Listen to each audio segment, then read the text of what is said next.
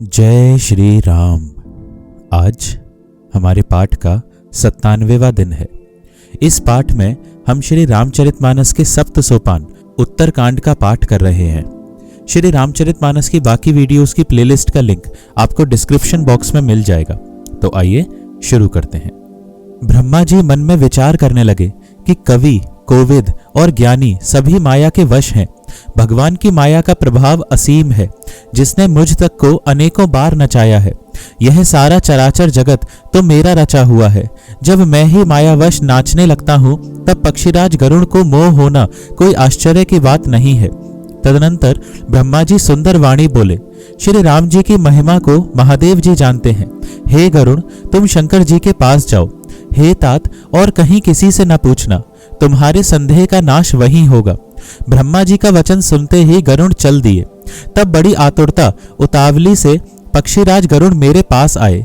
हे उमा, उस समय मैं कुबेर के घर जा रहा था और तुम कैलाश पर थी। गरुड़ ने आदर पूर्वक मेरे चरणों में सिर नवाया और फिर मुझको अपना संदेह सुनाया। हे भवानी, उनकी विनती और कोमल वाणी सुनकर मैंने प्रेम सहित उनसे कहा, हे गरुड़, तुम मुझे रास्ते में मिले हो। राह चलते मैं तुम्हें किस प्रकार समझाऊं।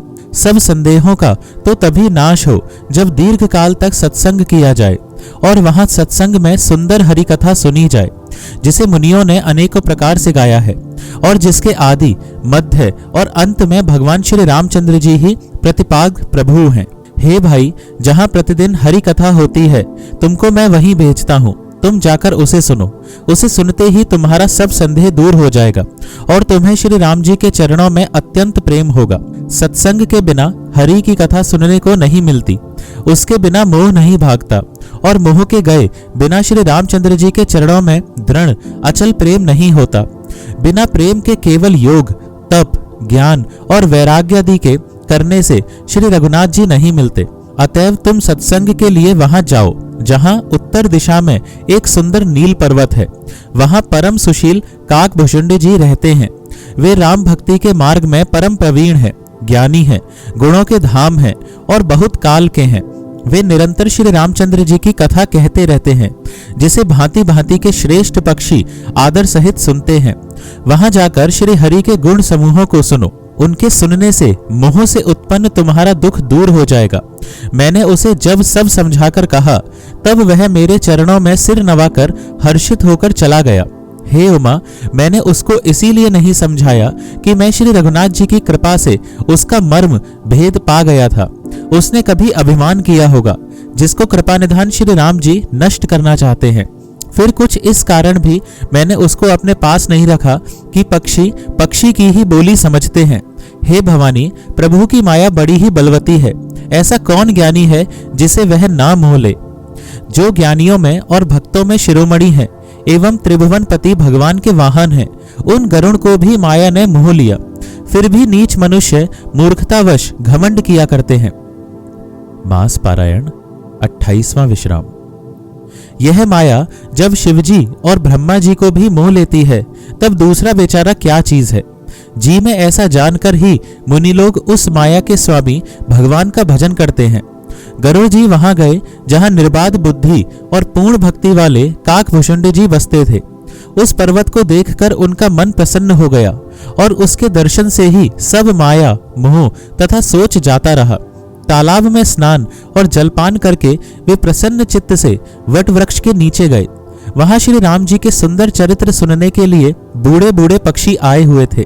भुषुंड जी कथा आरंभ करना ही चाहते थे कि उसी समय पक्षीराज गरुड़ जी वहां जा पहुंचे। पक्षियों के राजा गरुड़ जी को आते देखकर काकभुषुंड जी सहित सारा पक्षी समाज हर्षित हुआ। उन्होंने पक्षीराज गरुड़ जी का बहुत ही आदर सत्कार किया और स्वागत कुशल पूछकर बैठने के लिए सुंदर आसन दिया। फिर प्रेम सहित पूजा करके काकभुषुंड जी मधुर वचन बोले। हे नाथ, हे पक्षीराज, आपके दर्शन से मैं कृतार्थ हो गया। आप जो आज्ञा दें मैं अब वही करूं। हे प्रभु, आप किस कार्य के लिए आए हैं। पक्षीराज गरुड़ जी ने कोमल वचन कहे। आप तो सदा ही कृतार्थ रूप है, जिनकी बड़ाई स्वयं महादेव जी ने आदर पूर्वक अपने श्रीमुख से की है। हे तात, सुनिए, मैं जिस कारण से आया था वह सब कार्य तो यहाँ आते ही पूरा हो गया। फिर आपके दर्शन भी प्राप्त हो गए। आपका परम पवित्र आश्रम देखकर ही मेरा मोह, संदेह और अनेक प्रकार के भ्रम सब जाते रहे। अब हे तात, आप मुझे श्री राम जी की अत्यंत पवित्र करने वाली, सदा सुख देने वाली और दुख समूह का नाश करने वाली कथा आदर सहित सुनाइए। हे प्रभु, मैं बार बार आपसे यही विनती करता हूँ। गरुड़ जी की विनम्र, सरल, सुंदर, प्रेम युक्त, सुखप्रद और अत्यंत पवित्र वाणी सुनते ही भुषुंड जी के मन में परम उत्साह हुआ और वे श्री रघुनाथ जी के गुणों की कथा कहने लगे। हे भवानी, पहले तो उन्होंने बड़े ही प्रेम से रामचरितमानस सरोवर का रूपक समझाकर कहा, फिर नारद जी का अपार मोह और फिर रावण का अवतार कहा, फिर प्रभु के अवतार की कथा वर्णन की। तदनंतर मन लगाकर श्री राम जी की बाल लीलाएं कहीं। मन में परम उत्साह भरकर अनेकों प्रकार की बाल लीलाएं कहकर फिर ऋषि विश्वामित्र जी का अयोध्या आना और श्री रघुवीर जी का विवाह वर्णन किया। फिर श्री राम जी के राजाभिषेक का प्रसंग, फिर राजा दशरथ जी के वचन से राजरस, राजाभिषेक के आनंद में भंग पड़ना, फिर नगर निवासियों का विरह, विषाद और श्री राम लक्ष्मण का संवाद, बातचीत कहा। श्री राम का वनगमन, केवट का प्रेम, गंगा जी से पार उतरकर प्रयाग में निवास, वाल्मीकि जी और प्रभु श्री राम जी का मिलन और जैसे भगवान चित्रकूट में बसे वह सब कहा। फिर मंत्री सुमंत्र जी का नगर में लौटना, राजा दशरथ जी का मरण, भरत जी का ननिहाल से अयोध्या में आना और उनके प्रेम का बहुत वर्णन किया। राजा की अंत्येष्टि क्रिया करके नगर निवासियों को साथ लेकर भरत जी वहां गए जहां सुख की राशि प्रभु श्री रामचंद्र जी थे। फिर श्री रघुनाथ जी ने उनको बहुत प्रकार से समझाया, जिससे वे खड़ाऊ लेकर अयोध्यापुरी लौट आए। यह सब कथा कही। भरत जी की नंदी ग्राम में रहने की रीति, इंद्रपुत्र जयंत की नीच करनी और फिर प्रभु श्री रामचंद्र जी और अत्रि जी का मिलाप वर्णन किया। जिस प्रकार विराध का वध हुआ और शरभंग जी ने शरीर त्याग किया, वह प्रसंग कहकर फिर सुतीक्ष्ण जी का प्रेम वर्णन करके प्रभु और अगस्त्य जी का सत्संग वृतांत कहा। दंडक वन का पवित्र करना कहकर फिर भुषुंड जी ने गृधराज के साथ मित्रता का वर्णन किया। फिर जिस प्रकार प्रभु ने पंचवटी में निवास किया और सब मुनियों के भय का नाश किया और फिर जैसे लक्ष्मण जी को अनुपम उपदेश दिया और शूर्पणखा को कुरूप किया, वह सब वर्णन किया। फिर खरदूषण वध और जिस प्रकार रावण ने सब समाचार जाना, वह बखान कर कहा तथा जिस प्रकार रावण और मारीच की बातचीत हुई, वह सब उन्होंने कही। फिर माया सीता का हरण और श्री रघुवीर के विरह का कुछ वर्णन किया। फिर प्रभु ने गिद्ध जटायु की जिस प्रकार क्रिया की, कबंध का वध करके शबरी को परम गति दी और फिर जिस प्रकार विरह वर्णन करते हुए श्री रघुवीर जी पंपासर के तीर पर गए, वह सब कहा। प्रभु और नारद जी का संवाद और मारुति के मिलने का प्रसंग कहकर फिर सुग्रीव से मित्रता और बाली के प्राण नाश का वर्णन किया। सुग्रीव का राज तिलक करके प्रभु ने प्रवर्षण पर्वत पर निवास किया, वह तथा वर्षा और शरद का वर्णन, श्री राम जी का सुग्रीव पर रोष और सुग्रीव का भय आदि प्रसंग कहे। जिस प्रकार वानर राज सुग्रीव ने वानरों को भेजा और वे सीता जी की खोज में जिस प्रकार सब दिशाओं में गए, जिस प्रकार उन्होंने बिल में प्रवेश किया और फिर जैसे वानरों को संपाति मिला, वह कथा कही। संपाति से सब कथा सुनकर पवन पुत्र हनुमान जी जिस तरह अपार समुद्र को लांघ गए, फिर हनुमान जी ने जैसे लंका में प्रवेश किया और फिर जैसे सीता जी को धीरज दिया, सो सब कहा। अशोक वन को उजाड़कर, रावण को समझाकर, लंकापुरी को जलाकर, फिर जैसे उन्होंने समुद्र को लांघा और जिस प्रकार सब वानर वहां आए जहां श्री रघुनाथ जी थे और आकर श्री जानकी जी की कुशल सुनाई। फिर जिस प्रकार सेना सहित श्री रघुवीर जाकर समुद्र के तट पर उतरे और जिस प्रकार विभीषण जी आकर उनसे मिले, वह सब और समुद्र के बांधने की कथा उसने सुनाई। पुल बांधकर जिस प्रकार वानरों की सेना समुद्र के पार उतरी और जिस प्रकार वीर श्रेष्ठ बालीपुत्र अंगद दूत बनकर गए, वह सब कहा। फिर राक्षसों और वानरों के युद्ध का अनेकों प्रकार से वर्णन किया। फिर कुंभकर्ण और मेघनाद के बल, पुरुषार्थ और संहार की कथा कही। नाना प्रकार के राक्षस समूहों के मरण तथा श्री रघुनाथ जी और रावण के अनेक प्रकार के युद्ध का वर्णन किया। रावण वध, मंदोदरी का शोक, विभीषण का राज्याभिषेक और देवताओं का शोक रहित होना कहकर फिर सीता जी और श्री रघुनाथ जी का मिलाप कहा। जिस प्रकार देवताओं ने हाथ जोड़कर स्तुति की और फिर जैसे वानरों समेत पुष्पक विमान पर चढ़कर कृपाधान प्रभु अवधपुरी को चले, वह कहा, जिस प्रकार श्री रामचंद्र जी अपने नगर अयोध्या में आए वे सब उज्जवल चरित्र काकभूषुंड जी ने विस्तार पूर्वक वर्णन किए। फिर उन्होंने श्री राम जी का राजाभिषेक कहा। शिवजी कहते हैं, अयोध्यापुरी का और अनेक प्रकार की राजनीति का वर्णन करते हुए भुषुंड जी ने वह सब कथा कही जो हे भवानी मैंने तुमसे कही। सारी राम कथा सुनकर पक्षीराज गरुड़ जी मन में बहुत उत्साहित आनंदित होकर वचन कहने लगे। श्री रघुनाथ जी के सब चरित्र मैंने सुने, जिससे मेरा संदेह जाता रहा। हे काक शिरोमणि, आपके अनुग्रह से श्री राम जी के चरणों में मेरा प्रेम हो गया। युद्ध में प्रभु का नागपाश से बंधन देखकर मुझे अत्यंत मोह हो गया था कि श्री राम जी तो सच्चिदानंद घन हैं, वे किस कारण व्याकुल हैं। बिल्कुल ही लौकिक मनुष्यों का सा चरित्र देखकर मेरे हृदय में भारी संदेह हो गया। मैं अब उस भ्रम संदेह को अपने लिए हित करके समझता हूँ। कृपा निधान ने मुझ पर यह बड़ा अनुग्रह किया। जो धूप से अत्यंत व्याकुल होता है वही वृक्ष की छाया का सुख जानता है।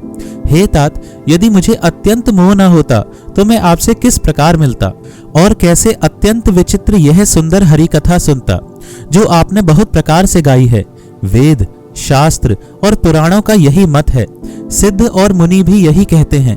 इसमें संदेह नहीं कि शुद्ध सच्चे संत उसी को मिलते हैं जिसे श्री राम जी कृपा करके देखते हैं।